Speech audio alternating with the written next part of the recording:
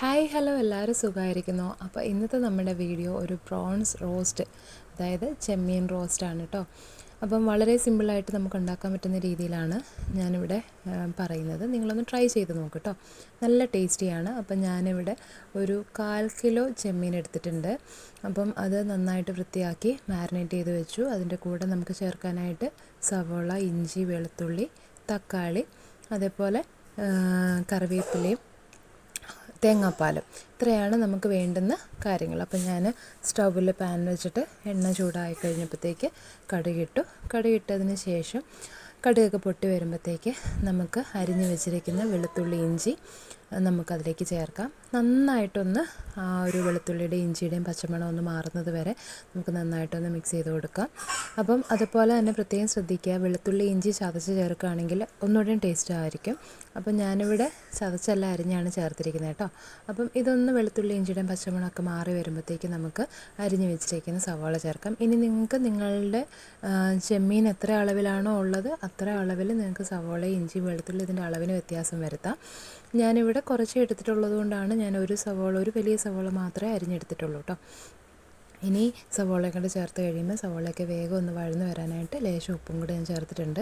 ചെമ്മീൻ marinate ചെയ്താണ് വെച്ചിരിക്കുന്നത്. അതിനകത്ത് ഞാൻ ഉപ്പ് ചേർത്തിട്ടുണ്ടായിരുന്നു. മഞ്ഞളും കുരുമുളക് പൊടിയും അതേപോലെ തന്നെ കാശ്മീരി മുളക് പൊടിയും മാത്രമാണ് ഞാൻ അതിനകത്ത് മിക്സ് ചെയ്യാനായിട്ട് ചേർത്തിട്ടുള്ളത്.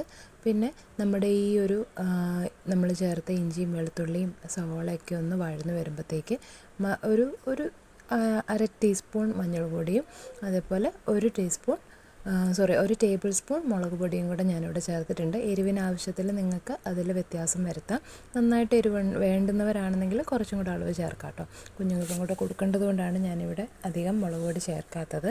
ഇനി ഈ ഒരു പൊടികളുടെയൊക്കെ പച്ചമണം മാറി വരുമ്പോഴത്തേക്ക് നമ്മൾ അരിഞ്ഞ് വെച്ചിരിക്കുന്ന തക്കാളി, ഞാനൊരു വലിയ തക്കാളിയാണ് ചെറുതായിട്ട് അരിഞ്ഞെടുത്തത്, അത് ഞാനിതിലേക്ക് ചേർക്കുന്നുണ്ട്. ഇനി തക്കാളിയൊക്കെ ഒന്ന് നന്നായിട്ട് ഉടഞ്ഞ് വരണം.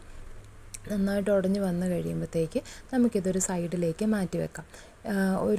അതേ പാനിൽ തന്നെ, വേറൊരു പാത്രത്തിലേക്ക് മാറ്റണം എന്നില്ല, അതേ പാനിൽ തന്നെ നമുക്കൊരു സൈഡിലേക്ക് മാറ്റി വെച്ചതിന് ശേഷം നമ്മൾ മാരിനേറ്റ് ചെയ്ത് വെച്ചിരിക്കുന്ന ചെമ്മീൻ നമുക്ക് ഈ ഒരു പാനിൻ്റെ ഒരു സൈഡിലേക്ക് നമുക്ക് ഒന്ന് ആ ഒരു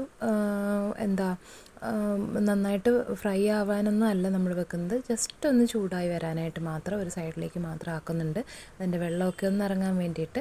അപ്പം ഒരു 3-4 മിനിറ്റ് അങ്ങനെ വെച്ചതിന് ശേഷം നമ്മൾ ഒരുമിച്ച്, അതായത് തക്കാളിയും വഴന്നിരിക്കുന്ന നമ്മുടെ ആ ഒരു മിക്സ്ചറും നമ്മുടെ ഈ ചെമ്മീനും കൂടെ നന്നായിട്ട് മിക്സ് ചെയ്ത് അടച്ചു വെച്ചിട്ട് ഒരു 5 മിനിറ്റ് ഞാൻ വേവിച്ചു.